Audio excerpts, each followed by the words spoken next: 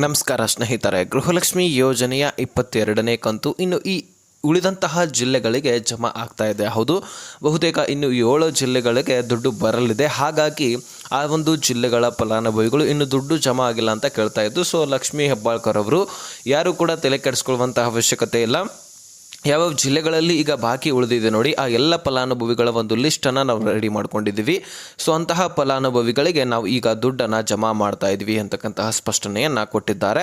So ಹಾಗಾದರೆ ಬನ್ನಿ ಸ್ನೇಹಿತರೆ, ಯಾವ ಜಿಲ್ಲೆಗಳು ಬಾಕಿ ಉಳಿದಿದ್ದಾವೆ, ಅದೇ ರೀತಿಯಾಗಿ ಈ 1,22,00,000 ಫಲಾನುಭವಿಗಳಲ್ಲಿ ಎಷ್ಟು ಫಲಾನುಭವಿಗಳಿಗೆ ದುಡ್ಡು ಹೋಗಿದೆ, ಇನ್ನು ಎಷ್ಟು ಲಕ್ಷ ಫಲಾನುಭವಿಗಳಿಗೆ ದುಡ್ಡು ಹೋಗಬೇಕಾಗಿದೆ, ಅದೇ ರೀತಿಯಾಗಿ 23ನೇ ಕಂತಿನ ಹಣ ಯಾವಾಗಿನಿಂದ ಪ್ರಾರಂಭವಾಗಲಿದೆ, 22ನೇ ಕಂತಿನ ಹಣ ಬಂದಿಲ್ಲ ಅಂದರೆ ಅದಕ್ಕೆ ಕಾರಣಗಳೇನು, ಪ್ರತಿಯೊಂದು ಡೀಟೇಲ್ಸನ್ನು ಈ ಒಂದು ವಿಡಿಯೋದಲ್ಲಿ ತಿಳಿಸಿಕೊಡುವಂತಹ ಪ್ರಯತ್ನ ನಾನು ಮಾಡ್ತೀನಿ.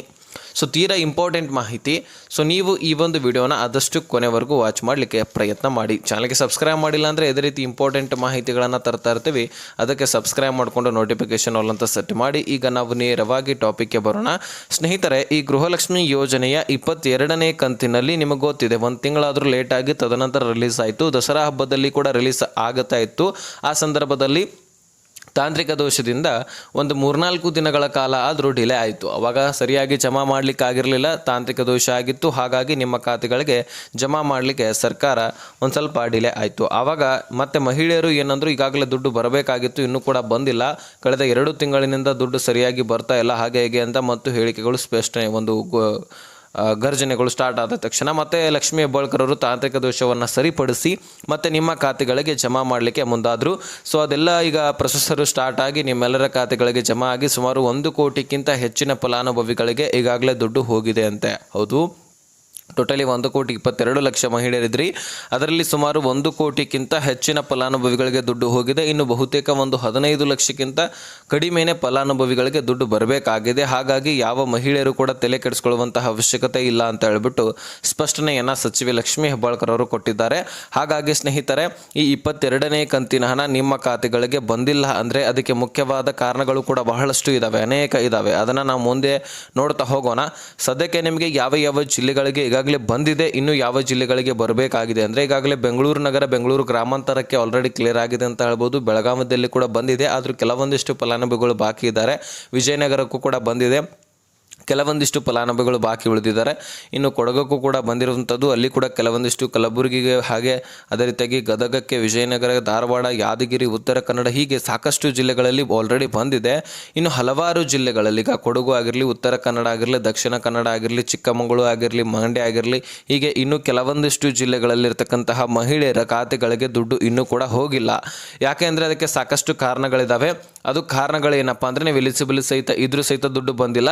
ಇನ್ನು ಯಾರಿಗೆ ದುಡ್ಡು ಬಂದಿಲ್ಲ ನೋಡಿ, ಅವ್ರಿಗೆ ದುಡ್ಡು ಬರುತ್ತದೆ. ಒಂದು ವೇಳೆ ಇನ್ನೂ 1-2-3 ದಿನಗಳ ಕಾಲ ದುಡ್ಡು ಬರಲಿಲ್ಲ ಅಂದರೆ ನಿಮಗೆ ಈ ಒಂದು ಕಾರಣಗಳಿಂದ ದುಡ್ಡು ಬಂದಿಲ್ಲ ಅಂತಲೇ ಅರ್ಥ ಆಗುತ್ತೆ. ಹೌದು, ಆ ಕಾರಣಗಳೇನು ಅದನ್ನು ನಾವು ನೋಡ್ತಾ ಹೋಗೋದ್ರೆ ಸ್ನೇಹಿತರೆ, ಬಹಳಷ್ಟು ಫಲಾನುಭವಿಗಳು ಈಗ ಹೊಸ ವ್ಯಾಪಾರಗಳನ್ನು ಸೃಷ್ಟಿಸಿಕೊಂಡಿರ್ತಾರೆ. ಹೌದು, ಬಿಸ್ನೆಸ್ಗಳಲ್ಲಿ ಲಾಭ ಕೂಡ ಹೊಂದಿರ್ತಾರೆ, ಬೆಳವಣಿಗೆ ಕೂಡ ಆಗಿರುತ್ತೆ. ನಮ್ಮ ರಾಜ್ಯದಲ್ಲಿ ಬೆಳವಣಿಗೆ ಆಗಬಾರ್ದೇನಿಲ್ವ, ಬಡವರು ಕೂಡ ಶ್ರೀಮಂತರಾಗ್ಬೋದು. ಹಾಗಾಗಿ ಬಿಸ್ನೆಸ್ಗಳು ಏನಾದರೂ ಒಂದು ರೇಂಜಿಗೆ ನಡೀತಾ ಇದ್ದರೆ ಅವರು ಕೂಡ ಬೆಳವಣಿಗೆ ಆಗುತ್ತೆ. ಹಾಗಾಗಿ ಹೊಸ ಸೈಟ್ಗಳನ್ನಾಗಿರಲಿ, ಹೊಲ ಗದ್ದೆಗಳನ್ನಾಗಿರಲಿ, ಕಾರ್ಗಳನ್ನಾಗಿರಲಿ, 4 ವೀಲರ್ ವಾಹನಗಳನ್ನು ಪಡ್ಕೊಳ್ತಾರೆ, ಖರೀದಿ ಮಾಡ್ತಾರೆ.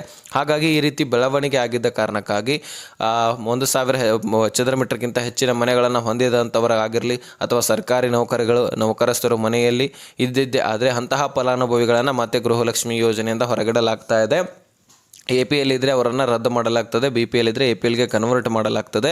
ಹೀಗೆ ಬೆಳವಣಿಗೆ ಆಗಿದ್ದೆ ಆದರೆ ಅವರನ್ನು ಕೂಡ ಈ ಗೃಹಲಕ್ಷ್ಮಿ ದುಡ್ಡಿನಿಂದ ತೆಗೆದು ಹಾಕಲಾಗುವಂಥದ್ದು. ಇದು ನಿಮ್ಮ ಗಮನದಲ್ಲಿರಲಿ. ಇನ್ನು ಬಹಳಷ್ಟು ಫಲಾನುಭವಿಗಳು EMI ಮುಖಾಂತರ ಸಾಲಗಳನ್ನು ಮಾಡ್ಕೊಂಡಿರ್ತೀರಿ. ನಿಮ್ಮ ಅಕೌಂಟ್ಗೆ ದುಡ್ಡು ಬಂದಿದ್ರೂ ಸಹಿತ ನಿಮಗೆ ಗೊತ್ತಾಗ್ತಾ ಇಲ್ಲ. ಅದನ್ನು ನಿಮ್ಮ ಟ್ರಾನ್ಸಾಕ್ಷನನ್ನು ಚೆಕ್ ಮಾಡಿಸ್ಕೊಳ್ಳಿ ಅಂತ ಸಚಿವೆ ಲಕ್ಷ್ಮೀ ಹೆಬ್ಬಾಳ್ಕರ್ ಅವರು ಹೇಳಿರ್ತಕ್ಕಂಥದ್ದು. ಹೌದು, ಬಹಳಷ್ಟು ಫಲಾನುಭವಿಗಳು ಏನು ಮಾಡ್ತಾ ಇದ್ದಾರೆ, ತಮ್ಮ ಬ್ಯಾಂಕ್ ಅಕೌಂಟ್ಗಳನ್ನು ಚಾಲ್ತಿ ಮಾಡ್ತಾ ಇಲ್ಲ, ಆ ಅಕೌಂಟ್ಗಳು ಡೆಡ್ ಅಕೌಂಟ್ ಅಂತ ಬರ್ತಾ ಇದೆ. ಹಾಗಾಗಿ ಆ ಅಕೌಂಟನ್ನು ರೀಓಪನ್ ಮಾಡಿಕೊಂಡು ನೋಡ್ಕೊಳ್ಳಿ ಅಂತ ಇಲ್ಲಿ ಸಚಿವೆ ಲಕ್ಷ್ಮೀ ಹೆಬ್ಬಾಳ್ಕರ್ ಅವರು ತಿಳಿಸಿರ್ತಕ್ಕಂಥದ್ದು.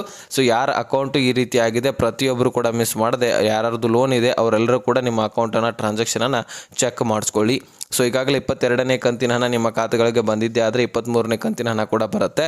ಇನ್ನು ಬರದೇ ಇರೋಕ್ಕೆ ಈಗ ಸಾಕಷ್ಟು ಕಾರಣಗಳಿದ್ದಾವೆ. ಒಂದೇ ಮನೆಯಲ್ಲಿ 2-3 ರೇಷನ್ಸ್ ಕಾರ್ಡ್ಗಳನ್ನು ಹೊಂದಿದ್ದೆ ಆದರೆ ಅವ್ರಿಗೂ ಕೂಡ ದುಡ್ಡು ಬರೋದಿಲ್ಲ. ಹೀಗೆ ಸಾಕಷ್ಟು ಒಂದು ರೂಲ್ಸ್ಗಳನ್ನು ಇಟ್ಟುಕೊಂಡು ರಾಜ್ಯ ಸರ್ಕಾರ ಏನು ಮಾಡ್ತಾ ಇದೆ, ಗೃಹಲಕ್ಷ್ಮಿ ದುಡ್ಡನ್ನು ಯಾರ್ಯಾರು ಎಲಿಜಿಬಿಲಿಟಿಯನ್ನು ಹೊಂದಿಲ್ಲ ಅವರಿಗೆಲ್ಲರಿಗೂ ಕೂಡ ತೆಗೆದಾಕುವಂತಹ ಕೆಲಸ ಮಾಡ್ತಾ ಇದೆ. ಏನಾದರೂ ಅಕ್ಕಿಯನ್ನು ಕಾಳಸಂತೆಗಳಲ್ಲಿ ನೀವು ಮಾರಾಟ ಮಾಡ್ತಾ ಇದ್ರು ನಿಮಗೂ ಕೂಡ ಈ ಗೃಹಲಕ್ಷ್ಮಿ ದುಡ್ಡು ಬರೋದಿಲ್ಲ ಅಂತ ತಿಳಿಸಲಾಗಿದೆ. ಓಕೆನಾ ಸ್ನೇಹಿತರೆ, 23ನೇ ಕಂತಿನ ಹಣ ಕೂಡ ಅತಿ ಶೀಘ್ರದಲ್ಲಿ ಬರುವಂತಹ ಮಾಹಿತಿಯೊಂದನ್ನು ತಿಳಿಸಿದ್ದಾರೆ ಲಕ್ಷ್ಮೀ ಹೆಬ್ಬಾಳ್ಕರ್ ಅವರು. ಇನ್ನು ಒಂದು 3-4 ದಿನಗಳಲ್ಲಿ ಅದನ್ನು ಕೂಡ ನಾವು ರಿಲೀಸ್ ಮಾಡ್ತೀವಿ. ಮೊದಲು 22ನೇ ಕಂತಿನ ಹಣ ಕ್ಲಿಯರ್ ಮಾಡ್ತೀವಿ ಅಂತಕ್ಕಂತಹ ಸ್ಪಷ್ಟನೆಯನ್ನು ಕೊಟ್ಟಿದ್ದಾರೆ. ಸೊ ಈ ವಿಷಯವನ್ನು ನಿಮಗೆ ತಿಳಿಸಬೇಕಾಗಿತ್ತು, ನಾನು ತಿಳಿಸಿದ್ದೀನಿ. ಅರ್ಥ ಆಗಿದ್ರೆ ನೆಕ್ಸ್ಟ್ ಮಾಹಿತಿ ಒಂದಿಗೆ ಸಿಗೋಣ. ಅಲ್ಲಿಸ್ತೇನೆ. ಬಾಯ್ ಬಿಡಿಗರ್ ಫ್ರೆಂಡ್ಸ್.